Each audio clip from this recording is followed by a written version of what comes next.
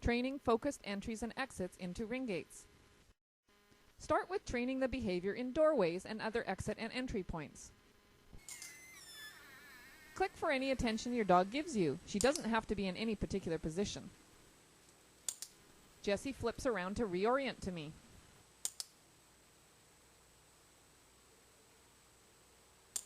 As I move out the door, she moves with me.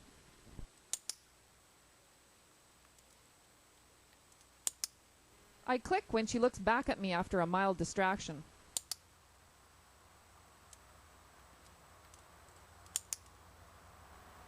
The leash keeps her safe until she understands the game.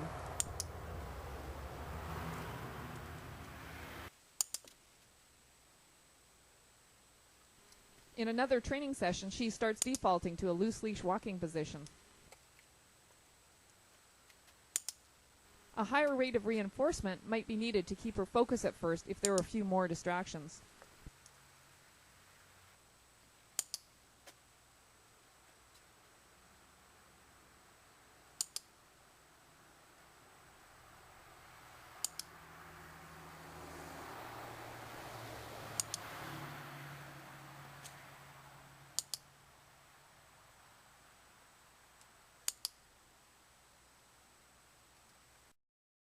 Apply the same approach to getting in and out of gates, cars, etc. The default uncued eye contact is what you want. Pushing the gate can be a trigger for some dogs. Practice just this if your dog reacts to it. Here she moves through with me, then stops to look at me. The box is a distraction. The second time, I accidentally click her for looking at it, not me. However, it works for her as she refocuses on me, waiting for the next click. When releasing a dog from a confined space, a cue is useful. Play the same game, this time giving a cue to release your dog. You can use the dog's name or a release cue. I use the treat to get her back in, so no need for a cue. She also does not need to turn around or lay down.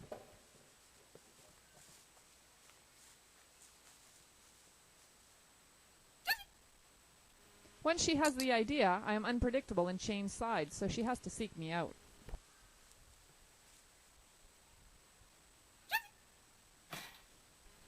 She surprises me by taking the shortest route.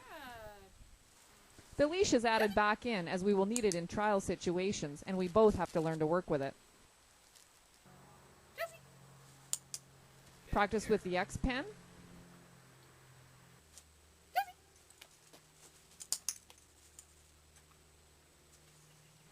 And the car helps her to generalize the behavior and keep her focused and safe.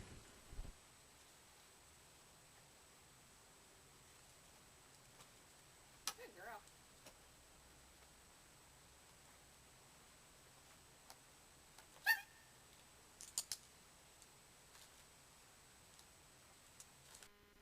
Spend time training the focus while entering and exiting ring gates.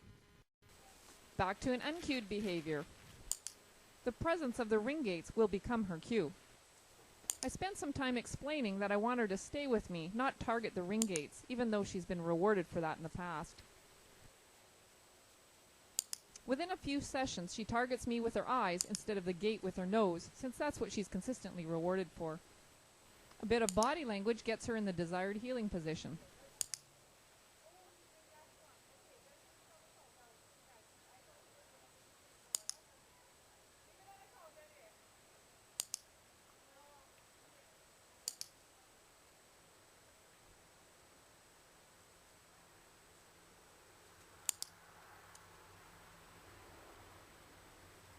She self-corrects here.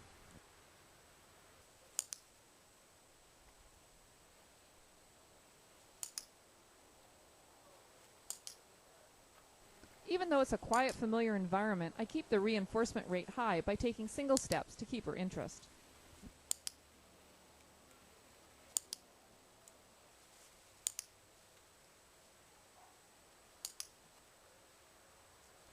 Adding in double steps every now and then increases the criteria.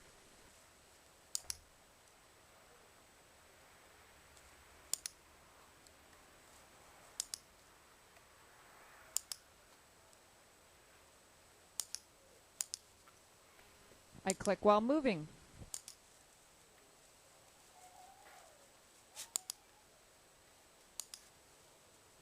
We work our way up to full focused entries and exits.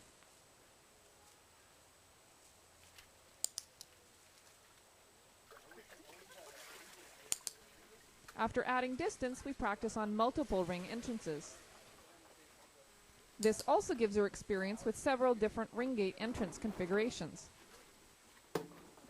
She enjoys heeling more when we move faster, so I speed our pace. These are supposed to be fun sessions after all. We practice in the front yard and other locations, starting from the beginning and with one entrance each time. This helps her gain confidence that the structure is always the same when the ring gates are present. Retrain all entries and exits in new locations. This is the actual field where trials are held. It's a few steps above the quiet of our yard for distractions, but she's trained and played here before. We go right back to the beginning for criteria to keep the rate of reinforcement high. She's still a little distracted and looks around periodically. Rabbits live here. Increase the distance you move when your dog is able to focus on you.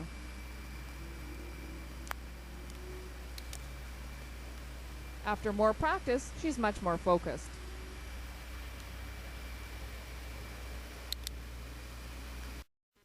Retrain off leash. She stays right with me. Rabbit poop is hard to resist.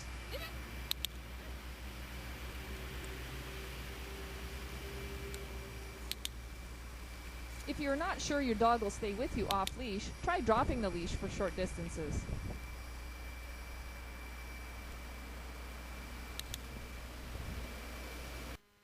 Remember to reinforce focused entries and exits intermittently when training in the ring later.